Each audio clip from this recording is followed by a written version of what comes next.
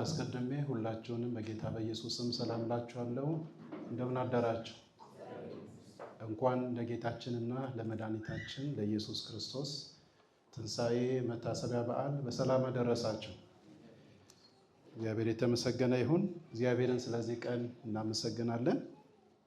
እግዚአብሔር ዓመቱን ሙሉ በሰላም ጠብቆን በቸርነቱ ደግሞ ከልሎን ዛሬ ደግሞ እንደገና በፊቱ እንድንሆን የረዳን እግዚአብሔር ስሙ ለዘላለም የተባረከ ይሁን።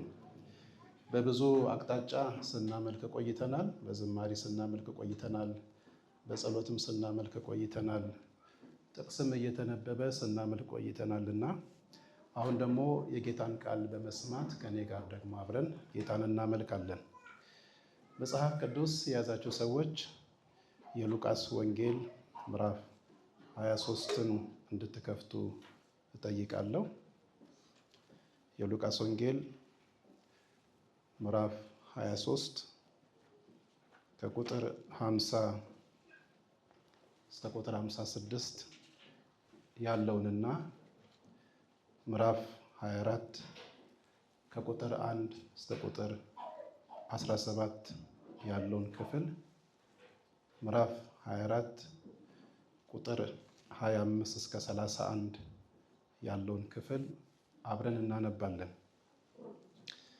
ምዕራፍ 23 ቁጥር 50 እስከ ቁጥር 56። እነሆም በጎና ጻድቅ ሰው የሸንጎም አማካሪም የሆነ ዮሴፍ የሚባል ሰው ነበረ። ይህም ከምክራቸውና በስራቸው አልተባበረም ነበር። አርማትያስም ከምትባል ከአይሁድ ከተማ ሆኖ እርሱ ደግሞ የእግዚአብሔርን መንግሥት ይጠባበቅ ነበር። ይኸውም ወደ ጲላጦስ ቀርቦ የኢየሱስን ሥጋ ለመነው። አውርዶም በተልባ እግር ልብስ ከፈነው። ማንም ገና ባልተቀበረበት ከዓለትም በተወቀረ መቃብር አኖረው። የመዘጋጀት ቀንም ነበር፣ ሰንበትም ሊጀምር ነበር። ከገሊላም ከእርሱ ጋር የመጡ ሴቶች ተከትለው መቃብሩን ሥጋውንም እንዴት እንዳኖሩት አዩ። ተመልሰውም ሽቶና ቅባት አዘጋጁ። በሰንበትም እንደ ትእዛዝ አረፉ። ምዕራፍ 24 ቁጥር 1። ነገር ግን ከሳምንቱ በመጀመሪያው ቀን ያዘጋጁትን ሽቶ ይዘው ከእነርሱም ጋር አንዳንዶች ወደ መቃብሩ እጅግ ማልደው መጡ። ድንጋዩንም ከመቃብሩ ተንከባሎ አገኙት። ገብተውም የጌታን የኢየሱስን ሥጋ አላገኙም።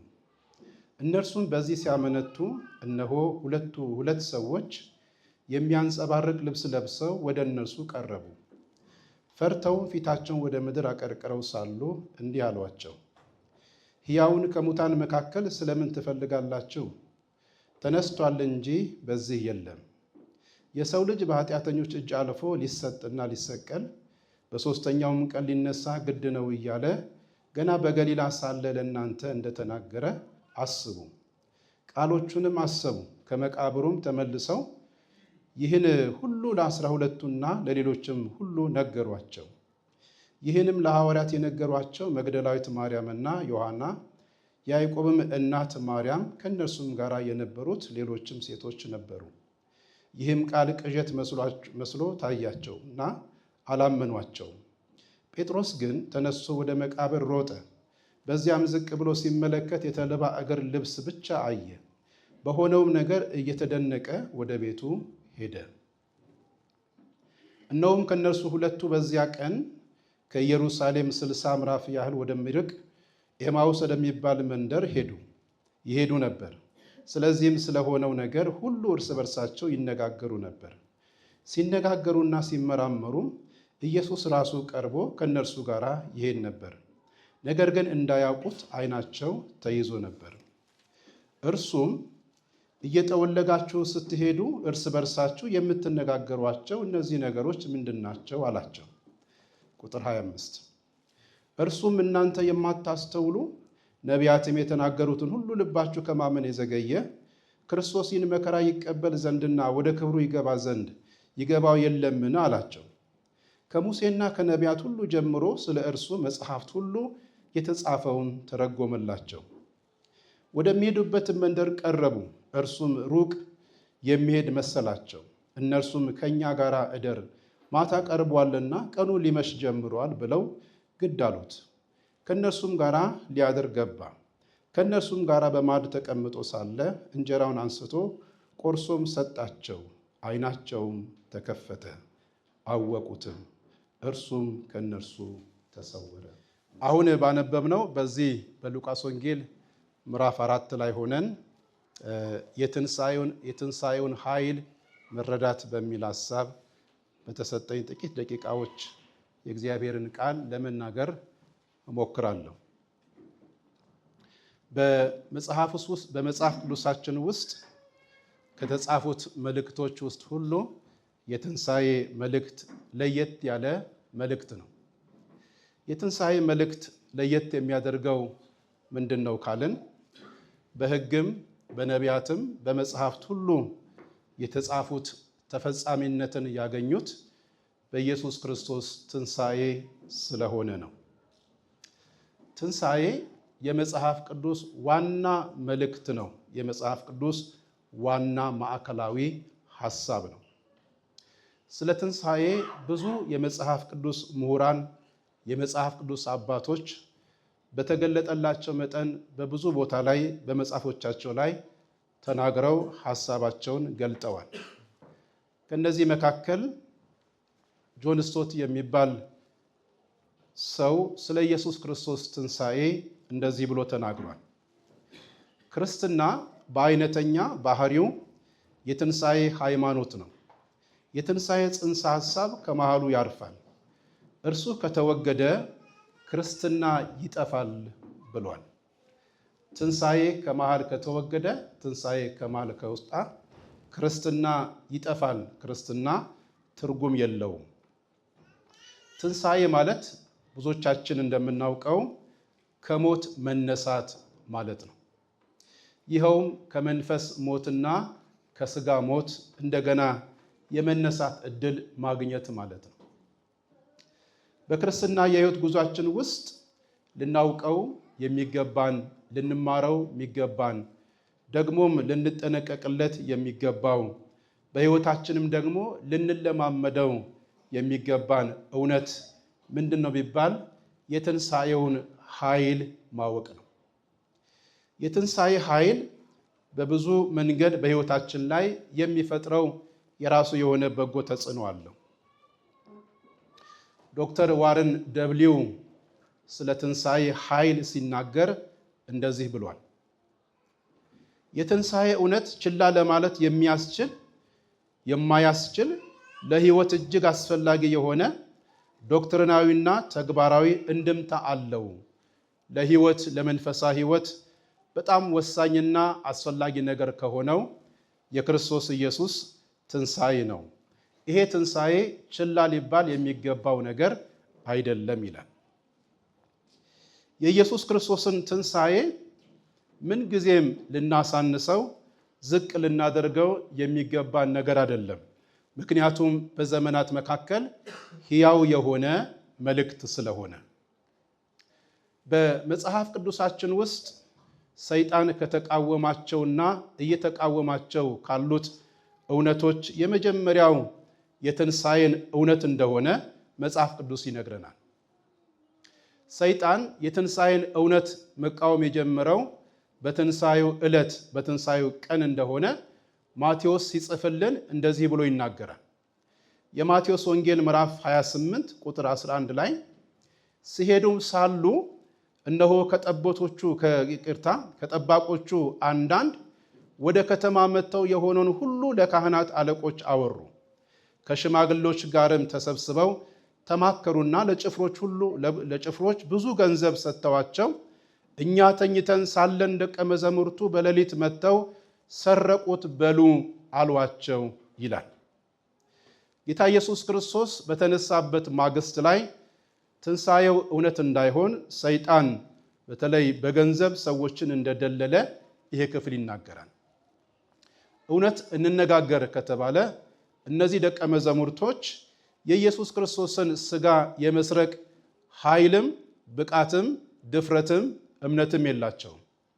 እነሱ ለራሳቸው በር ዘግተው ፈርተው ተደብቀው ነው ያሉት። ደግሞም ስለመነሳቱ እምነት የላቸውም፣ አላመኑትም። ስለዚህ የኢየሱስ ክርስቶስን ሥጋ የመስረቅ ምንም አይነት ብቃት የላቸውም። ሰይጣን ግን ትንሣኤው ውሸት እንደሆነ ለማስወራት ይህንን ነገር አደረገ። በዛ ክፍል ላይ በጣም የሚገርመው ሐሳብ የምታገኙት ይሄ ውሸት ግን እስከ ዛሬ በአይሁድ ማህበረሰብ ዘንድ እንደ እውነት ሆኖ እየተነገረ እንደሚነገር መጽሐፍ ቅዱስ ይናገራል። ሰይጣን የተቃወመው የዋሸው የኢየሱስ ክርስቶስን ትንሣኤ በተለይ የዋሸው የወንጌል መልእክት በትንሣኤ በክርስቶስ ኢየሱስ ሞትና ትንሣኤ ላይ የተመሰረተ ስለሆነ ነው። መልእክቱ ያለው ኦሪጂናል የሆነው ቤዝመንቱ ያለው እዛ ላይ ስለሆነ ሰይጣን ይህን እውነት ለመዋሸትም ለመቃወምም ሞከረ። ሰይጣን ብቻ ደግሞ አይደለም የኢየሱስ ክርስቶስን ከሞት መነሳት የተቃወሙት ያልተቀበሉት ዓለም ሁሉ እንደሆነ መጽሐፍ ቅዱስ ይነግረናል። ኢየሱስ ክርስቶስ እንደሞተ ቢያምኑም መነሳቱን ግን ብዙዎች እስከዛሬ ያልተቀበሉ ሰዎች አሉ። በአንዳንድ ሃይማኖት ዘንድ ጠፍቷል፣ በኗል ብለው ያስባሉ። ተነስቷል የሚለውን ቃል ላለመናገርና ላለመቀበል። በአንዳንድ ሃይማኖት ዘንድ ደግሞ እሱ ሞት የሚገባው ከሆነ ሰው ነው ብለው ይደመድማሉ። ለዚህ ሐዋርያው ጴጥሮስ በባለ 50ው ቀን ላይ መንፈስ ቅዱስ በሐዋርያት ላይ በወረደበት ጊዜ በስብከቱ መጀመሪያ ላይ የስብከቱን መጀመሪያ ርዕስ ያደረገው የኢየሱስ ክርስቶስ ከሞት መነሳት ነበር። ኢየሱስ ክርስቶስ ከሞት መነሳቱን ያኔ ለተሰበሰቡ ማህበር እንደዚህ ብሎ ተናገረ። የሐዋርያት ሥራ ምዕራፍ 2 ቁጥር 22 ላይ የእስራኤል ሰዎች ሆይ ይህን ቃል ስሙ፣ ራሳችሁ እንደምታውቁት የናዝሬቱ ኢየሱስ እግዚአብሔር በመካከላችሁ በእርሱ በኩል ባደረገው ታምራትና በድንቆቹ በምልክቶቹም ከእግዚአብሔር ዘንድ ለእናንተ የተገለጠ ሰው ነበረ። እርሱንም በእግዚአብሔር በተወሰነ ሐሳቡና በቀደመ ዕውቀቱ ተሰጥቶ በአመፀኞች እጅ ሰቅላችሁ ገደላችሁት። እግዚአብሔር ግን የሞትን ጣር አጥፍቶ አስነሳው፣ ሞትም ይይዘው ዘንድ ምን አልሆነም አልቻለም ብሎ የስብከቱን መጀመሪያና ማዕከል አድርጎ ስለ ኢየሱስ ክርስቶስ ጴጥሮስ ይነግራቸዋል። እንደ መጽሐፍ ቅዱስ እውነት ከሆነ የኢየሱስ ክርስቶስ ትንሣኤ ሕያው የሆነ ማረጋገጫዎችን ያረጋገጠ እንደሆነ መጽሐፍ ቅዱስ ይነግረናል። በኢየሱስ ክርስቶስ ከሞት መነሳት ማረጋገጫ የተሰጣቸው ዋና ዋና 6 ነገሮች በመጽሐፎቻችን እናገኛለን። አሁን እሱን አልናገርም፣ ከርዕሴ ጋር መሄድ ስላለብኝ እሱን እዘልና የትንሣኤውን ኃይል መረዳት በሚለው ሐሳብ ላይ ርዕሱን እቀጥላለሁ። በእኛ በአማኞች በክርስቲያኖች ሕይወት የክርስትና ሕይወት ውስጥ ለውጥ ከሚያመጡ ነገሮች ውስጥ አንዱ የኢየሱስ ክርስቶስ የትንሣኤ ኃይል መረዳት ነው። የትንሣኤው ኃይል በራሱ ብቻ አይደለም። የትንሣኤውን ኃይል መረዳት በሕይወታችን ለውጥ ከሚያመጡ ነገሮች ዋነኛውና የመጀመሪያው ነው። የሉቃስ ወንጌልን ስታነቡ የትንሣኤው ኃይል የተነገራቸው በመጀመሪያው ቀን ለአሕዛብ አይደለም፣ አብሮ ለነበሩት ለተማሪዎች ስለ ኢየሱስ ክርስቶስ ለሚያውቁ ሰዎች ነው። ለምንድን ነው ለነሱ እንዲነገር ያስፈለገው ካልን የትንሣኤውን ኃይል በደንብ እንዲረዱ እንዲያውቁ ስለፈለገ ነው ጌታ ኢየሱስ ክርስቶስ። በዚህ ምዕራፍ ላይ የትንሣኤውን ኃይል ስንረዳ በተለይ ለውጥ ከሚያመጡ ነገሮች 3 ዋና ዋና ሐሳቦችን እናገኛለን። 3ቱን ግን አልናገርም፣ 2ቱን ብቻ እናገራለሁ። የትንሣኤውን ኃይል ስንረዳ ለውጥ ከሚመጣልን ነገር አንዱ ግራ ከመጋባት ሕይወት ያወጣናል። የትንሣኤው ኃይል ግራ ከመጋባት ሕይወት ያወጣል። ከቁጥር 1 እስከ 12 ስታነቡ በዚህ ክፍል ላይ ቅድም እንዳነበብኩት በትንሣኤው ማለዳ በተለይ የያዕቆብ እናት ማርያም፣ ዮሐና መግደላዊ ማርያምና ሌሎችም ሴቶች በህብረት ሆነው ነው የኢየሱስ ክርስቶስን ሥጋ ሽቶ ለመቀባት ቅባት ለመቀባት ወደ መቃብሩ እንደገሰገሱ እንደሄዱ ይናገራል። ወደ መቃብሩ ሲሄዱ ግን በተስፋ አይደለም የሄዱት። ወደ መቃብር ሲሄዱ ግን በእምነት አይደለም የሄዱት። ወደ መቃብር ሲሄዱ ግን ሕይወት እናያለን በሚል ተስፋ አይደለም የሄዱት። ወደ መቃብር የሄዱት ተስፋ በቆረጠ ሕይወት ደግሞም ኢየሱስ ክርስቶስን እናያለን በሚል ሳይሆን አስክሬኑን ስጋውን አይተን ቀብተን እንመጣለን በሚል በዚህ ግራ በተጋባ በተምታታ ሕይወት ነበር ወደ መቃብሩ የተጓዙት። ወደ መቃብሩ ሲሄዱ ግን በጣም የሚገርመው ነገር ወደ መቃብሩ ሲሄዱ ወደ መቃብሩ እንዲሄዱ የሚያስተጓጉላቸው ነገር በሐሳባቸው መጥቶ ነበረ። ያንን ነገርን ፈርተው ጉዟቸውን አላቆሙም። ያውም በኢየሱስ ክርስቶስ መቃብር ላይ የተገጠመው 600 ኪሎ ግራም የሚመዝነው ድንጋይ ማን ያነሳልን የሚል ሐሳብ ነበር። ግን ጉዟቸውን ቀጠሉ። ወደ መቃብሩ ሲደርሱ ግን እነርሱ ያሰቡት አልሆነም። እንዳሰቡት መቃብሩ ድንጋዩ ላይ ተገጥሞ አላገኙትም። ከመቃብሩ ላይ ግን ድንጋይ ተንከባሎ አገኙ። የኢየሱስን ሥጋ እንደው እንቀባለን፣ እንዳስሳለን፣ እነካለን ብለው የሄዱ የኢየሱስ ክርስቶስ ሥጋ በቦታው ላይ አልነበረም። በቦታው የነበረው የተከፈነበት ጨርቅ ብቻ እንደሆነ ከዛ ጨርቁን ብቻ እንዳገኙ በዚያ ስፍራ ላይ እንመለከታለን። ግን በዛ ጨርቁ ባለበት ቦታ ላይ ሆነው ግን እነሆ ያጡትን ሥጋ ባተው በማመንታትና በመጠራጠር ውስጥ ሆነው እያሉ ግን ሁለት መላእክቶች ለኢየሱስ እንደነዚህ ሴቶች የምስራችን አስተጋቡላቸው ወይም ተናገሯቸው። ቁጥር 5 ላይ ሕያውን ከሙታን መካከል ስለምን ትፈልጉታላችሁ? ተነስቷል እንጂ በዚህ የለም። ስለዚህ እሱ ምንድነው? ሕያው ነው። እንደተናገረው ምን ሆኗል? ተነስቷል። በዚህ እሱ የለም ብለው ነገሯቸው። ይህንን ቃላት አብረን እንድንል እፈልጋለሁ። ኢየሱስ ሕያው ነው እንበል። ኢየሱስ ሕያው ነው። ኢየሱስ ተነስቷል እንበል። ኢየሱስ ተነስቷል። ኢየሱስ በሙታን መካከል የለም እንበል። ኢየሱስ በሙታን መካከል የለም። ይህንን የምስራች ይህን የትንሣኤ ኃይል የትንሣኤን ድምፅ በሚሰሙበትና በሚረዱበት ጊዜ የእነዚህ ሴቶች ብዙ ነገሮቻቸው እንደተቀየረ እንደተለወጠ እንመለከታለን። ከተለወጠውና ከተቀየረው ነገር የመጀመሪያው ሕይወታቸውን ገዝቶት የነበረው ፍርሃት ለቀቃቸው። በጣም በከፍተኛ ፍርሃት ውስጥ ነበሩ። በከፍተኛ ስጋት ውስጥ ነበሩ። የትንሣኤውን ኃይልና አዋጅ በሚሰሙበት ጊዜ ግን ፍርሃቱ ለቀቃቸው። ተስፋቸውና ኃይላቸው እንደገና ታደሰ። ይህን የምንመለከተው ምንድነው? የመሮጥ ኃይላቸው ታደሰ። የመናገር ኃይላቸው ታደሰ። የማወጅ ኃይላቸው ታደሰ። ስለ ኢየሱስ ክርስቶስ ስለ ትንሣኤ የመናገር ብቃቱም ድፍረቱም አልነበራቸውም። ግን የትንሣኤውን ኃይል ሲረዱ፣ ሲሰሙ፣ ሲያውቁት ግን ይህ ነገር በውስጣቸው እንደሆነ እንመለከታለን። ሌላው ሕይወታቸውን ገዝቶት የነበረው የሞት ሐዘን ለቋቸው የሄደ። እነሱ የሄዱት ሽቶውን ቀብተን አስክሬኑን ሽቶውን ቀብተን ሙሾን እናሞሻለን ብለው ደረታቸውን ለመድቃት ነበር የሄዱት። ሲሄዱ ግን ነገሩ እንደዚህ አልሆነም። የትንሣኤውን ኃይል ሲሰሙ ግን ያ የለቅሶ የሐዘን ድባብ መንፈስ ሁሉ ለቋቸው ሄደና ክፍሉን ስታነቡ በደስታ ሞላቸው። ሃሌሉያ!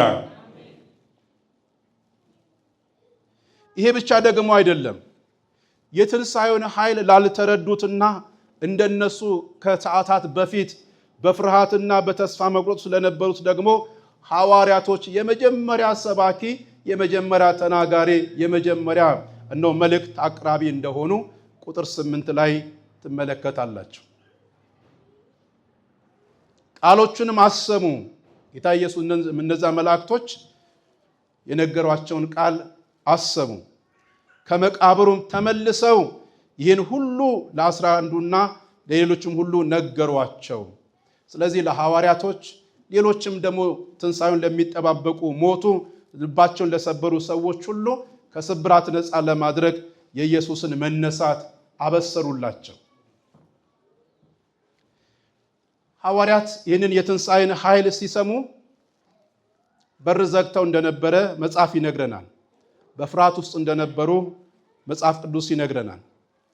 የተነገረው የትንሣኤው ኃይልና እውነት ለማረጋገጥ ግን ጴጥሮስ ወደ መቃብር እየሮጠ እንደሄደ ክፍሉ ይነግረናል።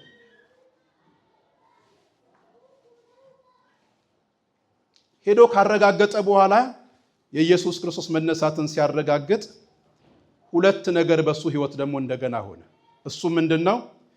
ሕይወታቸው ይላል መጽሐፉ በመገረምና በመደነቅ ተሞላ ይላል። ለምን?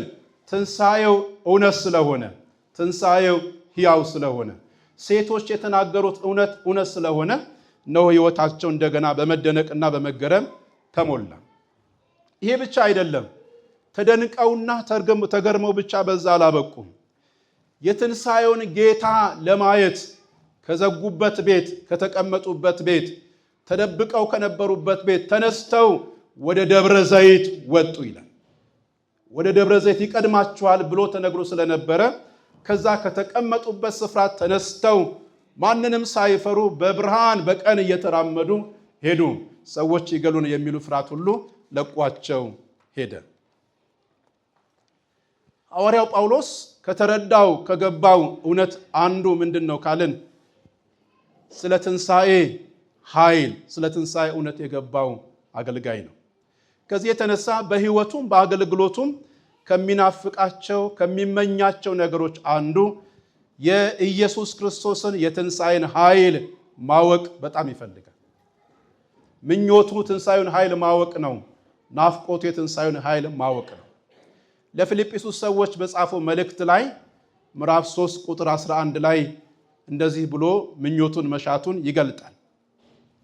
እርሱንና ማለትም ክርስቶስን ማለት ነው የትንሣኤውን ኃይል እንዳውቅ በመከራውም እንድካፈል ወደ ሙታን ትንሣኤ ልደርስ ቢሆንልኝ በሞቱ እንድመስለው እመኛለሁ። የኔ ምኞት የትንሣኤውን ኃይል ማወቅ ነው። የኔ ምኞት የኢየሱስ ክርስቶስን እነሆ መከራ መካፈል ነው። የኔ ምኞት በመከራው እሱን መምሰል ነው። ይሄ ናፍቆቴ ምኞቴ ነው ብሎ ጳውሎስ ይገልጻል። ምክንያቱም የሕይወት ምስጢር ያለው የክርስትና ምስጢር ያለው በትንሣኤ ውስጥ ስለሆነ ነው። ብዙ ሰዎች ችላ ከሚሉትና ከሚዘነጉት ነገር አንዱ ስለ ትንሣኤ ጌታን ከተቀበሉ በኋላ መልሰው አያስቡትም። እንደውም ጌታን የተቀበሉበትን ቀን አያስታውሱትም። ብዙ ሰዎችን አዲስ ሰዎችን ስገናኝ ከምጠይቀው ጥያቄ አንዱ ጌታን የተቀበልክበት ዓመት መቼ ነው ስንል ዓመቱን ይናገራሉ።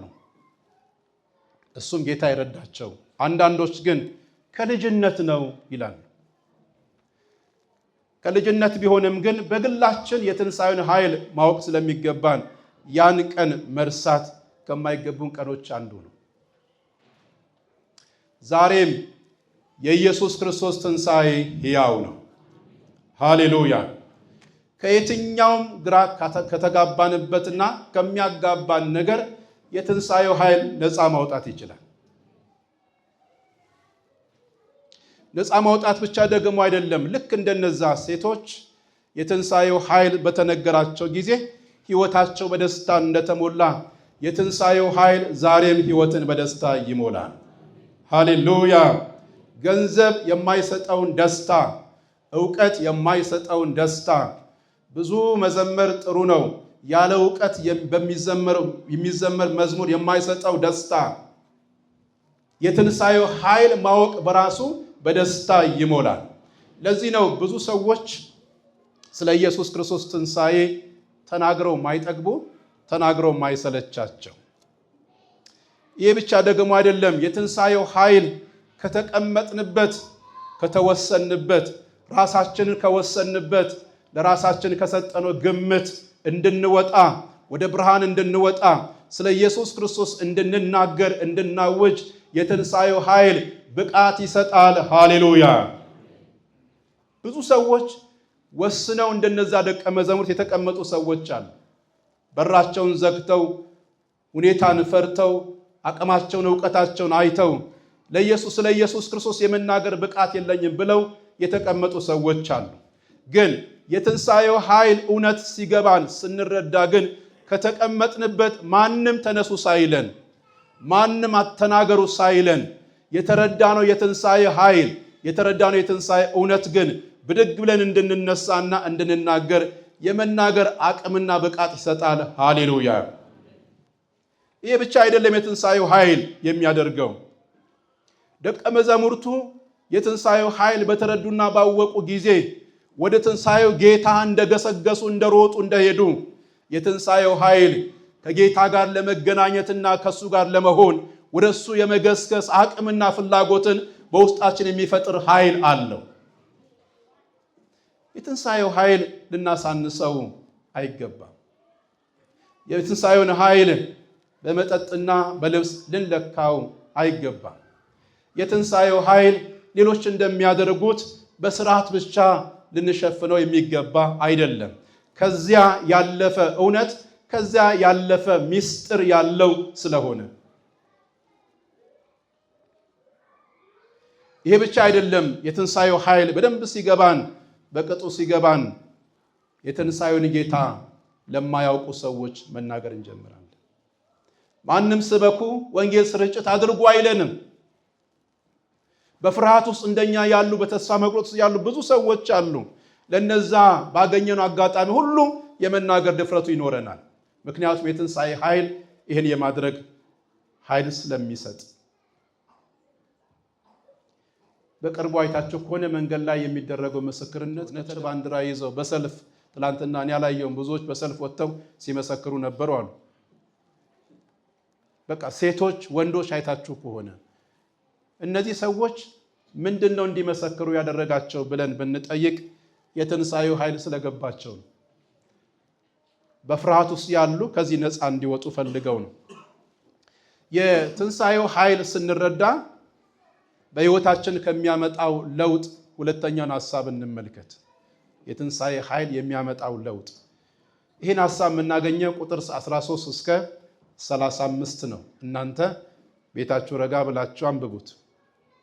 ሁለተኛው የሚያመጣው ለውጥ ስንረዳ ከተስፋ መቁረጥ ሕይወት ውስጥ እንድንወጣ ያደርጋል።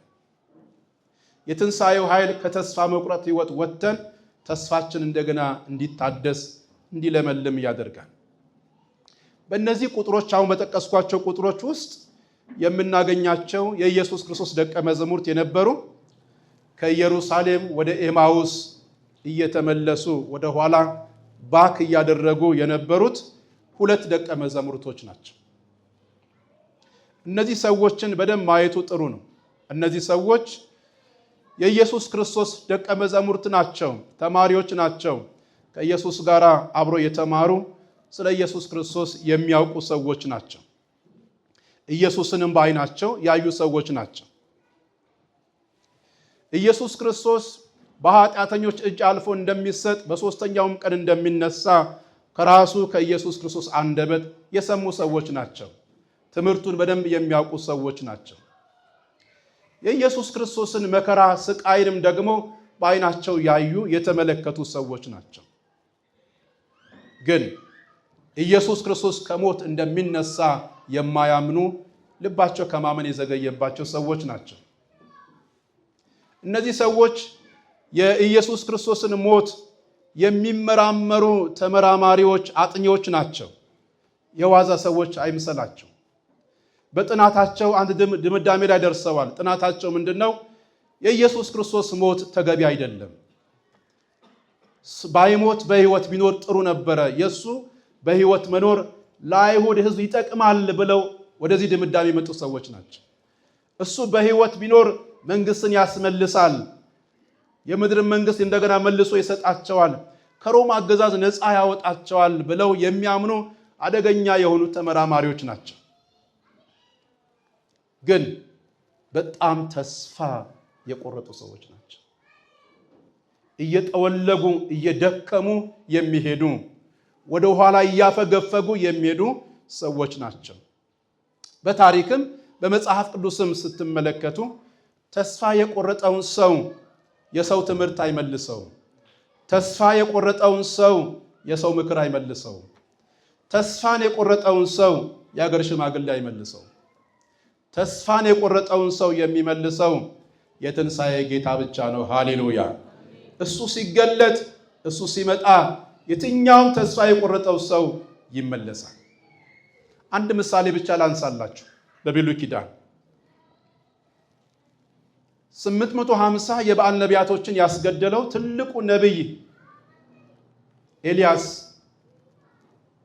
ነቢያቶችን ባስገደለው ማግስት ከቤተ መንግስት በጣም ቀጭን ትእዛዝ ከንግስቲቱ ተላለፈ። እሱ ምንድነው? በነቢያቶቼ እንዳደረግህ እኔም በአንተ ባላደርግ የሚል ትእዛዝ ማለት። ከዚህ የተነሳ ኤልያስ ነፍሱን ለማዳን መጽሐፍ እንደሚነግረን ወደ በረሃ ወደ ምድረ በዳ እንደሄደ፣ ወደ በረሃ ወደ ምድረ በዳ መሄድ ብቻ አይደለም፣ ተስፋ ቆርጦ ክትክታ ዛፍ ስር ተኝቶ አንድ የሰነፍ ጸሎት ጸለየ። እሱ ምንድነው? ከአባቶቼ አልበልጥምና ምን አድርገኝ? ውሰደኝ። ተስፋ ስለቆረጠ ሞትን ይለምን ነበር። ስለዚህ ተስፋ ለቆረጠው ሰው የሆነ ነብይ አይደለም የሚያስፈልገው። ተስፋ ለቆረጠው ሰው ራሱ የናዝሬቱ ኢየሱስ ስለሚያስፈልገው መጽሐፉ እንደሚለን መልአክ ነው የሚለው። የመጽሐፍ ቅዱስ ኮሜንተሪ ደግሞ ኢየሱስ እንደሆነ ይናገረናል። ስለዚህ መልአኩ መጣና ተስፋ የቆረጠውን ሰው ቀስቅሶ እንደገና ሲያነሳው፣ ከተስፋ መቁረጥ አውጥቶ ወደ ተራራ ሲያወጣው፣ ወደ አገልግሎቱ ወደ ስፍራ ሲመልሰው፣ እንደገና ለማገልገል ብቃት ሲሰጠው እንመለከታለን። በጣም የሚገርመው እነዚህ ሰዎች ተስፋ የቆረጡ ሰዎች ናቸው። ግን በጣም የሚገርመው ኢየሱስ አብሯቸው የሚሄድ ሰዎች ናቸው። ብቻቸውን አይደሉም። ራሱ ከትንሣኤ ከሞት የተነሳው የናዝሬቱ ኢየሱስ አብሯቸው የሚሄድ ሰው ነው። አብሯቸው ያለ ሰዎች ናቸው። አብሯቸው ያለ ግን የሚጠወልጉ ሰዎች ናቸው። ይህንን ክፍል ስዘጋጅ በጣም ከገረሜ ነገር አንዱ ምንድነው? ምንም ብንደክም፣ ምንም ብንዝል፣ ምንም ተስፋ ብንቆርጥ ኢየሱስ አይተወንም። ሃሌሉያ! ስለዚህ ምንም ቢጠወልጉ፣ ምንም ልባቸው ከማመን የዘገየ ቢሆንም ጌታ ኢየሱስ ክርስቶስ አብሯቸው ይሄን ነበር። አብሯቸው የሚሄደው ለምንድን ነው ካልን ከዚህ ከተስፋ መቁረጥ ሕይወት እንዲወጡ ለማውጣት ነው። እንደገና ተስፋቸውን ሕያው ለማድረግ ነው። እንደገና ቋንቋቸውን ለመቀየር ነው። እንደገና ሐሳባቸውን ለመቀየር ነው። እንደገና ንግግራቸውን ለመቀየር ፈልጎ ነው ጌታ ኢየሱስ አብሯቸው ይሄድ የነበረው። ከቁጥር 15 እስከ 17 ታገኛላችሁ። የነዚህ ሰዎች ተስፋ የመቁረጣቸው ምክንያት ምንድን ነው? እንዲሁ ተነስቶ ተስፋ አይቆርጥም። ተስፋ የቆረጡበት ሁለት ምክንያት አላቸው። ተስፋ እንዲቆርጡ ምክንያቱ የመጀመሪያው ቁጥር 15 ላይ ታገኛላችሁ። የዓይናቸው መያዝ ነው። የልቦናቸው ዓይን መታወር ነው። የልቦናቸው ዓይን ታውሮ ስለነበረ ከዚህ የተነሳ ተስፋ ቆረጡ። ቁጥር 15 ላይ ሲነጋገሩና ሲመራመሩም ኢየሱስ ራሱ ቀርቦ ከነርሱ ጋር ይሄድ ነበረ ካለ በኋላ ነገር ግን እንዳያውቁት ዓይናቸው ምን ሆኖ ነበር? ተይዞ ነበረ፣ ታውሮ ነበረ። ዓይኖቻቸው አያይም። ይሄ የሥጋ ዓይኖቻቸው ያያል፣ የልቦና መንፈስ ዓይኖቻቸው ግን ማየት አይችልም፣ መረዳት አይችልም። እኔ በዚህ ማለዳ እንደ አገልጋይ ለመረቃችሁ እየዘመርን እየመራን እያመለክን እያገለገልን የእግዚአብሔርን ፈቃድ እያደረግን አጠገባችን ያለውን ኢየሱስን ማየት ከሚከለክል ከሚሰውርብን አይነ ስውርነት እግዚአብሔር ይታደገን። ብዙ ሰዎች አጠገባቸው ያለውን ኢየሱስን ማየት በጣም ይሳናቸዋል፣ ይቸገራሉ። ሁለተኛው እነዚህ ሰዎች ምክንያታቸው ምንድን ነው? የተስፋ መቁረጣቸው ካልን የተስፋውን ቃል አለማመናቸው ነው። ስለ ኢየሱስ ክርስቶስ የተነገረው የተስፋውን ቃል አለማመናቸው ነው። ቁጥር 25 ላይ ተመልከቱ። እርሱም እናንተ የማታስተውሉ ነቢያትም የተናገሩትን ሁሉ ልባችሁ ከማመን የዘገየ። ልባቸው የተጻፈውን ስለ ኢየሱስ የተነገረውን ቃል ልባቸው ከማመን ስለዘገየባቸው ተስፋ ቆረጡ።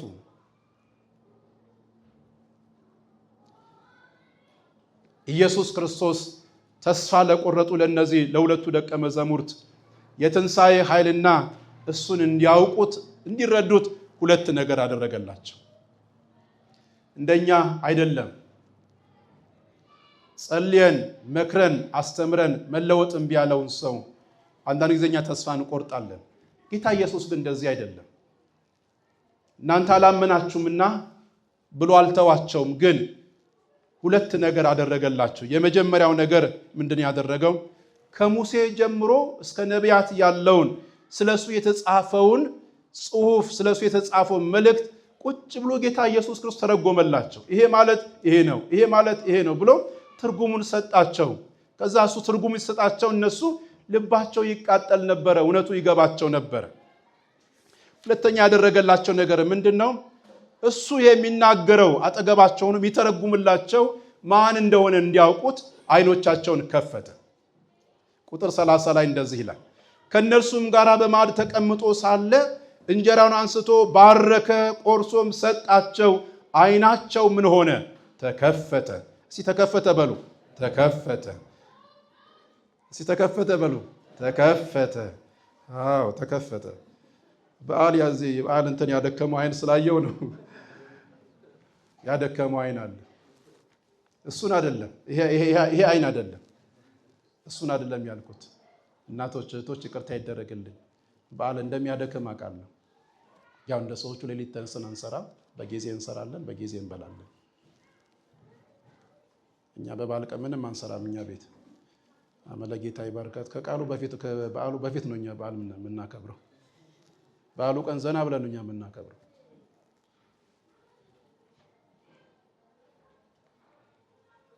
አይናቸው ምን አደረገ? ሲከፈተ በሉ። ከፈተ። እነዚህ ደቀ መዛሙርት የትንሣኤን ጌታና ኃይል ሲረዱ ሲያውቁ ሲገባቸውና ሲበራላቸው እነሱም ለተራቸው ሶስት ነገር ማድረግ ጀመሩ። በነገራችን ላይ ክርስትና ካልገባን ምንም ማድረግ አንችልም። ስለ ሕይወት ነገር ካልገባን ምንም ማድረግ አንችልም። የመጀመሪያው ሲገባቸው ሲረዳቸው ወደ ኢየሩሳሌም ተመለሱ። ትንሣኤው ወደ ተፈጸመበት መቃብሩ ወዳለበት የትንሣኤ ጌታ ወዳለበት ወደዛ ወደ መጀመሪያው ትተው ወደ መጡበት ተመለሱ። ወደ ኢየሩሳሌም አቅጣጫቸውን ቀየሩ። የትንሣኤ ኃይል ሲገባን ብዙ ነገሮቻችን አቅጣጫ ያስቀይረናል። ይሄ ብቻ ደግሞ የትንሣኤውን ጌታ ያደረገላቸው መናገር ጀመሩ። መንገድ ላይ ምን እንዳደረገ፣ እንዴት እንደተናገረ፣ አይናቸው እንዴት እንደከፈተ ራሳቸው ማንም ሳይጠይቃቸው መናገር ጀመሩ። ልባችን ይቃጠል ነበረ፣ አይናችንን ከፈተ፣ ማዕድ ከኛ ጋር በላ፣ ማዕዱን ባረከ ብለው ስለ ኢየሱስ ክርስቶስ መናገር ጀመሩ። ምን አይተዋልና? የትንሣኤውን ኃይል አይተዋልና። ይሄ ብቻ አይደለም፣ የትንሣኤውን ጌታ ለሐዋርያት መናገር ጀመሩ። በነገሩ ተቀድመዋል። ሴቶች ሄደው መጀመሪያ አብስረዋል። ግን ያየ ሰው ደግሞ እንደገና ይናገራል፣ በውስጡ የገባው መልክ ረፍት ስለማይሰጠው። ስለዚህ ወደ ሐዋርያት እየሮጡ ሲሄዱ ጊዜ እነሱም ያዩትን ጌታ መንገድ ላይ እኮ አየነው፣ ሲናገር ልባችን ይቃጠል ነበረ ብለው ስለ ኢየሱስ ክርስቶስ መናገር ጀመሩ። ዛሬም የኢየሱስ ክርስቶስ ትንሣኤ ሕያው ነው። ቀኝ እጆቻችሁን አንሱና ኢየሱስ ሕያው ነው እንበል። ኢየሱስ ሕያው ነው። እንደ ሰራዊት ኢየሱስ ሕያው ነው። ሞቶ የቀረ አምላክ የለንም። በመቃብር ውስጥ ያለ አምላክ የለንም። ዛሬ መቃብሩ ምንድን ነው? ባዶ ነው። እንደገና ዛሬ መቃብሩ ምንድን ነው? ባዶ ነው። ሰይጣን ይስማ። በተለይ የፉሪ አካባቢ አየሩን በደንብ ይስማ። ይሄን እውነት መስማት አይፈልግም። የሚገርማችሁ የፉሪ አካባቢ ሰይጣን በጣም ጅል ነው። የጅልነቱ ብዛት ጆሮ እንዲያስይዛል። ግን ኢየሱስ ክርስቶስ ጆሮ ተይዞ የሚከለከል አምላክ አይደለም። ጆሮም ተይዞ ግን ሰርጾ የሚገባ አሸንፎ የሚገባ የትንሣኤ ጌታ ነው። ሃሌሉያ!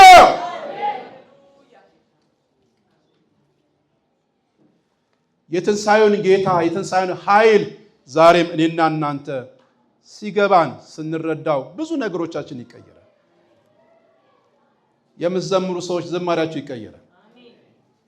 የምትሰብኩ ሰዎች ስብከታችሁ ይቀየራል። በሰፈር ውስጥ ምልልስ የምታደርጉ ሰዎች፣ ድግግሞች የምታደርጉት ነገር ሁሉ ያ ነገር ሁሉ ይቀየራል። በተለይ ትንሣኤውን ስንረዳ ከተስፋ መቁረጥ ህይወት እንወጣና ባለ ተስፈኛ ሆነን ተስፋ የሌላቸውን የምናመጣ ሰዎች እንሆናለን። ትንሣኤው ሲገባን አይኖቻችን አጥርተው ማየት ይጀምራሉ። በድንግዝግዝ አንሄድም፣ በድንግዝግዝ አንናገርም፣ በሆላሰስ በይሆናልም አንናገርም። አይቶን ትክክለኛውን ነገር መናገር እንጀምራለን። ምክንያቱም የትንሣኤው ኃይል የትንሣኤው ጌታ አይንን ስለሚከፍትና ስለሚያበራ የትንሣኤው ኃይል ስንረዳ ሲገባን ከራሳችን ከንቱ ምርምር እንወጣለን። ከራሳችን ስሌት እንወጣለን። ብዙ ሰው የራሱ ስሌት ቀመር አለው። አሁን ስለኔ ብዙ የምትሉት ነገር እንዳለ እንደማስበው እናንተም ሰሌሎች እንደምታስቡ እኔም ሰሌሎች እንደማስብ ሁሉም ሰው የሚያስበው የራሱ ቀመር ስሌት አለው። ያ ከንቱ የሆነው ስሌትና ቀመር ከዛ ወጥተን ወደ ትክክለኛው ስሌትና ቀመር እንድንመጣ ያደርገናል።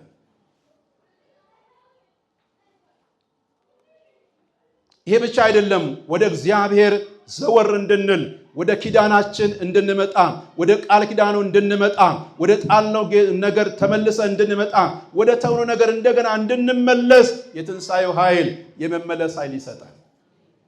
የትንሣኤ ኃይል ያልመለሰው ሰው ምንም ነገር ሊመልሰው አይችልም።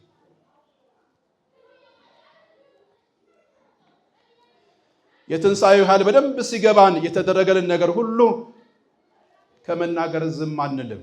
እናውጃለን፣ እንናገራለን። ስለዚህ አዋጅ ነጋሪዎች እንሆናለን።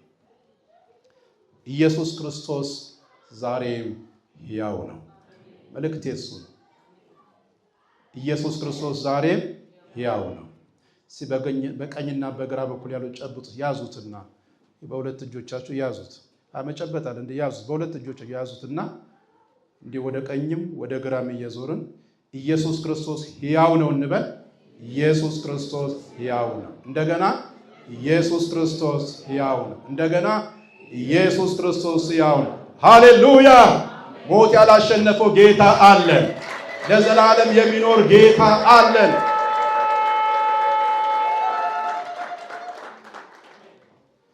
ሁል ጊዜ የትንሣኤውን ኃይል ለማወቅ እንፈልግ። የትንሣኤው ኃይል አይነስብን። የትንሣኤውን ኃይል ለማወቅ እንጸልይ። የትንሣኤውን ኃይል ለማወቅ እንመኝ። ምኞታችን ፍላጎታችን ይሁን። ይህንን ስናደርግ ግራ ከመጋባት ሕይወት መውጣት ይሆንልናል። ተስፋ ከመቁረጥ ሕይወት መውጣት ይሆንልናል። ሁላችንንም እግዚአብሔር ይርዳል። ክብር ለኢየሱስ ይሁን። ቆመን አዋጅ አውጀን ነው የምንጨርሰው ዛሬ። ቆሙ፣ በእግሮቻችሁ ቆሙ።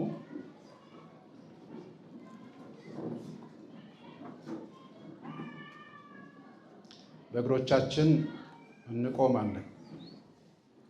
እሺ ሚለከኛ ይዳበና እስካሁን መነሳት ያቃታቸው ስላየውን ይቅርታ አድርጉልኝ እና አማርኛ ካልሰሙ ብዬ ነው። ይቅርታ ይደረግልኝ። ቀኝ እጆቻችንን እናንሳ። እንደ ሰራዊት እንዳመነ ቅድም ሲዘምሩ የአምልኮ መሪዎች በኃይል ይዘምሩ ነበር። እንደው የሰጣቸው ጊዜ ስላነሳቸው ለመጨረስ ብለው እንጂ በጣም መዘመር ይችላሉ። ድምፃችንን ከፍ አድርገን የፉሪ ላይ አየሩ ይስማ፣ ሰዎች ይስሙ፣ ሁኔታዎች ይስሙ። ኢየሱስ ክርስቶስ ሕያው ነው እንላለን። ኢየሱስ ክርስቶስ ሕያው ነው። እንደገና ኢየሱስ ክርስቶስ ሕያው ነው። እንደገና ኢየሱስ ክርስቶስ ሕያው ነው። ሃሌሉያ!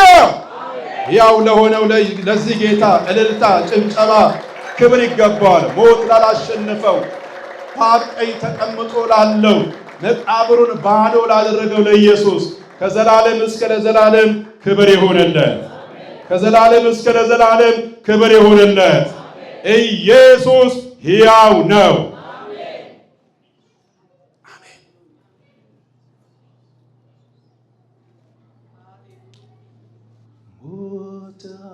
ተብሎ እኛም ተስፋ ቆርጠን በራችንን ዘግተን ተቀምጠን አንተ ግን ልዩ ነህ። ታሪክ ገልብጠሃል ሞትና መውጊያውን ለዘላለም ሰብረሃል። ኃይለኛ እንዳንተ የለም ንገሥ ዘላለም።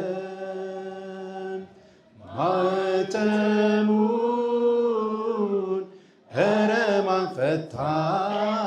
ከፍ በል ጌታ ኃይለኛ ኃይለኛ